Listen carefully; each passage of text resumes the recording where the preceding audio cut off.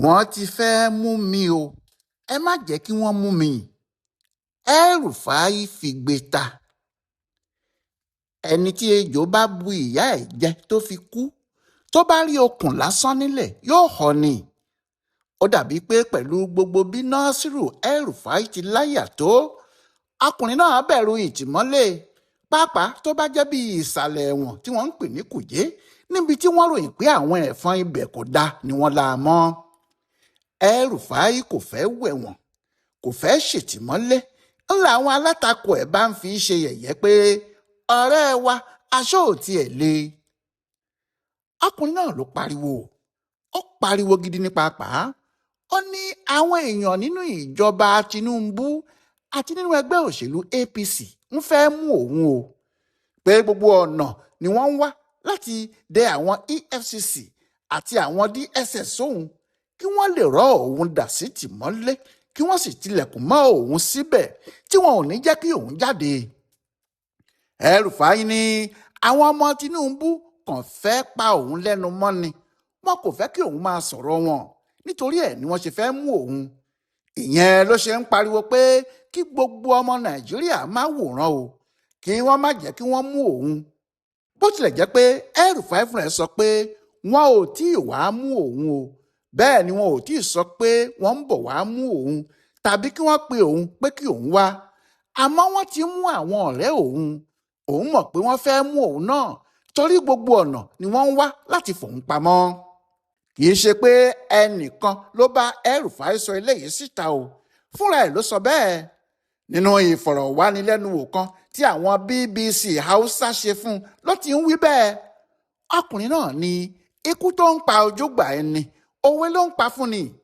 Nígbà tí ìjọba Tinubu yìí ti lè mú àwọn ọ̀rẹ́ òun tó sì jẹ́ ẹ̀ṣẹ̀ wúruwúru kan ni wọ́n ń kà sí wọn lẹ́sẹ̀, irú ohun tí wọn yóò ṣe fóun náà nìyẹn.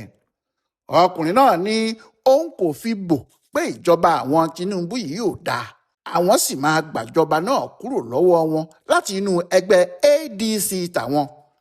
Bẹ́ẹ̀ lòun ò fi bò pé òun ò lè bá Tinubu ṣe torí àwọn kì í ṣe ọ̀rẹ́ ara àwọn. El-Rufai ní gbogbo ohun tí òun ń sọ yìí ló ń di ìkanra fáwọn aráabí, tí òun sì mọ̀ pé àwọn ọmọ Tinubu ti ń wá gbogbo ọ̀nà tí wọ́n bá lè tọ̀ láti wá gbé òun kí wọ́n sì fòun pamọ́ tàbí kí wọ́n máa fìyà àìnídìí kan jẹ òun. Ó ní nítorí ẹ̀ lòun ṣe ń sọ fún gbogbo ọmọ Nàìjíríà pé kí wọ́n gbọ́, kí wọ́n má sọ pé òun ò sọ fún wọn o, torí ogun àwítẹ́lẹ̀ kì í parọ́. Àwọn èèyàn Tinubu kò ní èrò gidi kan lọ́kàn fóun. Ó ṣe mí rí, àgbàlagbà adìyẹ rí àwòdì ó kán lugbó, ṣé bí àìmọye òròmọdìyẹ làwòdì ti pa lójú ẹ̀ ni. Àwọn ọ̀rẹ́ El-Rufai míì ti kó sí galagala àwọn Efcc àtàwọn DSS pàápàá. Ohun tí òun náà ṣe ń pariwo rèé pé kí wọ́n má fi irú okùn tí wọ́n so mọ́ àwọn ọ̀rẹ́ òun lọ́rùn kọ́ òun náà lọ́rùn, nítorí jẹ́jẹ́ lọmọ Èkó òun ń lọ o. Ṣe ní ọjọ́ 11 oṣù kẹjọ lọ́dún 2025 tó kọjá, níṣẹ́ làwọn Efcc gba ọkùnrin kan tí wọ́n ń pè ní Aminu Tambuwa mú. Tambuwa yìí ọ̀rẹ́ àwọn Tinubu ní tẹ́lẹ̀ kó tó bá àwọn Àtíkù lọ o. Àwọn Tinubu ni wọ́n mọ bí wọ́n ti ṣe fi ṣe olórí ilé ìgbìmọ̀ aṣojú-ṣòfin ní 2011. Lẹ́yìn náà ló sì lọ ṣe gómìnà ìpínlẹ̀ Sokoto lẹ́ẹ̀mejì. Ìgbà kan sì ti wà tó ń tẹ̀lé àwọn Tinubu kiri láti pé kí wọ́n dúró ti òun kí òun di ààrẹ Nàìjíríà. Àmọ́ pẹ̀lú gbogbo ẹ̀, ìjà dé láàrin wọn. Nígbà tí wọ́n sì fẹ́ dá ẹgbẹ́ òṣèlú ADC sílẹ̀, ọ̀kan nínú àwọn sànmọ́rí inú ẹgbẹ́ náà ni. Kò sì pẹ́ kò jìnnà rárá tó fi bẹ̀rẹ̀ sí lo ẹnu ẹ̀ lọ́nà tó wù ú, tó ń ṣàlàyé bí ADC ṣe dáa ju gbogbo ẹgbẹ́ òṣèlú tó kù lọ àti bí àwọn yóò ṣe lo ẹgbẹ́ náà láti lé àwọn tí wọ́n ń ṣèjọba lọ́wọ́lọ́wọ́ báyìí lọ. Ní tilẹ̀ ń tọ́lọ́hun o, kò dárúkọ Tinubu o. Àmọ́ bó ti bẹ̀rẹ̀ sí ṣàlàyé bí ADC yóò ṣe yanjú àwọn alátakò ẹ̀, bẹ́ẹ̀ làwọn Efcc ń ṣe iṣẹ́ tí wọ́n lọ jẹ́ẹ́jẹ́. Nígbà náà ni wọ́n tú ìwé kan Tambuwa, ni wọ́n bá rí i pé nígbà tó fi ń ṣe gómìnà, owó burúkú kan bílíọ̀nù 11 189 billion naira ó sọnù mọ́ òun nìkan lọ́wọ́.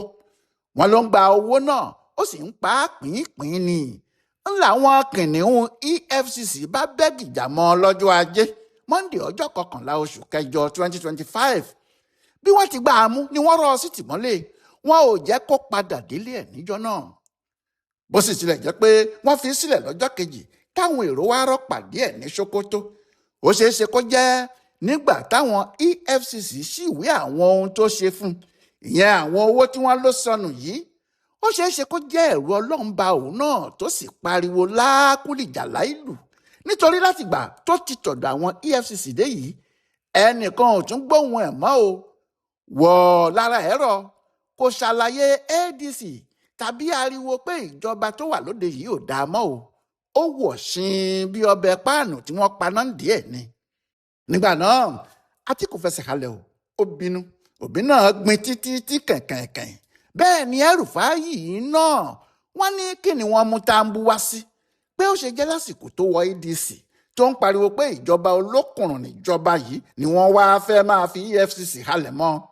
wọ́n ní kí gbogbo ayé wá wo ohun tíjọba Tinubu ń ṣe o, ó fẹ́ máa fi EFCC lé àwọn ọmọ ADC kiri ni. àmọ́ EFCC kàn ń wò wọ́n mọ́jú ní tiwọn ni o. wọ́n ní èèyàn ṣe gómìnà, ó kówó ìlú jẹ, àwọn torí ẹ̀ mú. kí ló kan ìjọba Tinubu nínú ọ̀rọ̀ yìí?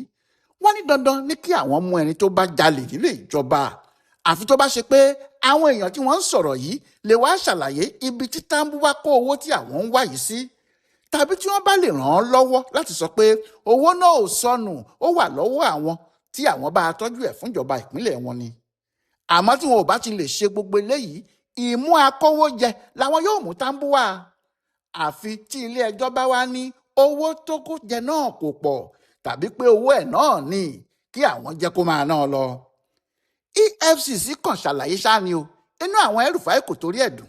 wọ́n ní àjẹ́ lánàá ọmọ kú lónìí ni, tàwa lòmùgọ̀ tí kò ní mọ̀ pé àjẹ́ tó ké lánàá ló pa ọmọ tó kú lónìí jẹ. ìyẹn ni wọ́n ń sọ lọ́wọ́ nígbà táwọn EFCC tún gbá Abubakar Malami mú. ọ̀rọ̀ Malami ní tiẹ̀ le gan, nítorí ọ̀kan nínú àwọn alágbára lẹ́yìn Buhari ni. kò sì sí àṣírí kan níbẹ̀ pé lára àwọn tí wọn kò fẹ́ kí Tinubu di ààrẹ Nàìjíríà nígbà náà ni. àmọ́ lẹ́yìn tí Tinubu ti gbàjọba, wọ́n ń sá a bí ẹ̀gbẹ́ iṣu. èèyàn ò sì mọ irú iṣẹ́ tí àwọn EFCC ń ṣe lábẹ́lẹ̀ lórí ọkùnrin náà. ní ọkùnrin náà bá rò pé bíi gàréètà ni eégún rí, n ló bá bẹ̀rẹ̀ sí forin sọ̀rọ̀ tó ń fọ̀rọ̀ pòwe, tó ń pẹ́ bí àwọn APC àti Tinubu ti pọ́n ọmọ wọn yìí wọn ò pọ́n rè, pé gbogbo ohun tí àwọn Tinubu ń ṣe tí wọn kò ṣe dáadáa yìí ADC ló lè ṣe. ó yẹ ẹni gbogbo kó dínwó alágbàfọ̀, ṣé bíi ti àtọ̀lé wa ni? ẹ̀sìn alátọ̀sí ò sí lọ́wọ́ Òkóbójàre. nígbà náà ni àwọn EFCC yọ jáde sí i nínú oṣù kejìlá ọdún 2025, tí wọ́n gbá a mú lọ́jọ́ kẹjọ oṣù náà, tí wọ́n sì rí pé àwọn ò fi sílẹ̀ kó ṣọdún nílé, wọ́n rọ sọ́gbà ẹ̀wọ̀n Kùjé ni. òun àtìyàwó pẹ̀lú ọmọ wọn. owó tí wọ́n ròyìn pé ọkùnrin náà jí kó pọ̀ lóòótọ́, tí wọ́n sì tó gbogbo àwọn dúkìá tó fi owó àwọn ọmọ Nàìjíríà tó jí kó rà. láàárín ọdún 8 tó sì fi bá Buhari ṣiṣẹ́, olójú olówó tó lè pé tiẹ̀ báwo ní gbogbo Nàìjíríà pátá. bẹ́ẹ̀ iṣẹ́ ìjọba yìí náà ló ṣe, àmọ́ èrè burúkú tó jẹ níbẹ̀ ju tẹni tó fọmọ ṣẹ́ṣó lọ. ṣùgbọ́n àwọn El-Rufai kò tún gbà. òun àtàwọn Àtíkù yìí kan náà ni o. wọ́n ní kí ló dé tó jẹ́ àwọn ADC yìí ni wọ́n dáràn lọ́wọ́ àwọn Tinubu, pé kí ni Malami ṣe tó tì ju èyí tí Yàyà Bello ṣe ní Kogi lọ, àti pé ẹ̀tanú wà nínú ọ̀rọ̀ yìí. wọ́n ní nítorí tí ọkùnrin mínísítà ètò ìdájọ́ lábẹ́ Buhari náà wà nínú ADC ẹgbẹ́ àwọn ni wọ́n ṣe mú un. wọ́n ní kò dáa bẹ́ẹ̀ o, pé èyí tí Tinubu àti àwọn èèyàn ń ṣe yìí kò dáa o, kó jẹ́ gbogbo àwọn èèyàn àwọn ni wọn yóò máa mú ṣáá. àmọ́ nígbà tí àwọn EFCC kó gbogbo ilé àti àwọn owó pẹ̀lú dúkìá míì tọkùnrin Malami yìí kó jọ, níṣe làwọn ọ̀rẹ́ ẹ̀ nínú ADC bẹ̀rẹ̀ sí kólòlò. àwọn tí kò sì kólòlò nínú wọn sinmi ẹjọ́ wuuru. wọ́n ní èèrà ti gbé ohun tó pọ̀ jù ni, ń lè rà bá dé ẹnu ihò ní ò bá lè lọ mọ́. nígbà tí ìjọba Tinubu tilẹ̀ rí i pé ọ̀nà tí àwọn aṣáájú ADC fẹ́ gbà yọ lórí ọ̀rọ̀ Malami rèé, wọ́n ní kí àwọn DSS ṣe iṣẹ́ wọn tí wọ́n ti gbé pamọ́ tẹ́lẹ̀. nígbà náà làwọn yẹn sì gbá a mú, wọ́n ní ọ̀kan nínú àwọn tí wọ́n ń ṣe onígbọ̀wọ́ àwọn afẹ̀míṣòfò ni, torí nínú àwọn owó tó jí kó yìí wọ́n rí ibi tó ti ń fi ránṣẹ́ nínú ẹ̀ sáwọn ẹgbẹ́ afẹ̀míṣòfò àgbáyé. àwọn ohun tó ń ba El-Rufai lẹ́rù rèé o, nítorí àwọn tí wọ́n mú yìí àwọn alájọṣe ẹ̀ ni wọ́n, inú ẹgbẹ́ ADC ni wọ́n sì jọ wà. àmọ́ àwọn èèyàn ń sọ pé El-Rufai yìí kò yàtọ̀ sí obìnrin alágbèrè tí wọ́n gbá mú tó ń sunkún èké o. wọ́n ní kí láriwo tó ń pa tí kì í bá ṣe pé ó lẹ́bọ lẹ́rù, pé ṣé ẹni tí kò jẹ gbìǹkúgbì ni. àwọn ọ̀jọ̀gbọ́n míín tiẹ̀ sọ pé ẹni tó ń sàn ọ̀bẹ sùn tó ń fi apó rọrí, ìwà ọmọ ní mú ọmọ ṣòkígbẹ́ ni o, pé àwọn ohun tí El-Rufai fúnra ẹ̀ ti ṣe sẹ́yìn ló ń bà á lẹ́rù, pé ṣé bí ìgbà kan wà tó ní kí wọ́n máa fáwọn afẹ̀míṣòfò yìí lówó láyé Jonathan, ìgbà kan sì wà tíjọba ìpínlẹ̀ Kaduna gbé ìwé jáde lórí àwọn owó kan tí wọ́n ló sọnù mọ́ òun náà lọ́wọ́, pé ohun tó ń bà á lẹ́rù ni kí wọ́n má gbọ́n àwọn ìwé yìí pẹ́pẹ́ kí wọ́n wá ní kó máa wá ṣàlàyé bí owó ti sọnù àti ọ̀rẹ́ tí òun àtàwọn afẹ̀míṣòfò ti ṣe nígbà kan. bí eléyìí bá sì rí bẹ́ẹ̀ lóòótọ́, tí wọ́n bá gbá ọkùnrin náà mú pẹ̀lú àwọn ohun tó ti sọ sẹ́yìn, àfàìmọ̀ kí wọ́n má la mọ́ ibi tó jìnnà gan-an lọ́gbà ẹ̀wọ̀n Kùjé, torí Malami ṣì wà níbẹ̀ títí di bá a ṣe ń sọ yìí o.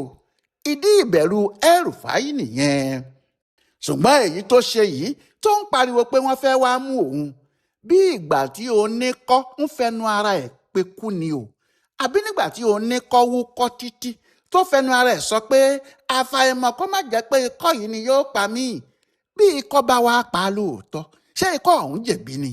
kí Ọlọ́run kó El-Rufai yọ kó má fẹnu ara ẹ̀ pé ọgbà ẹ̀wọ̀n o.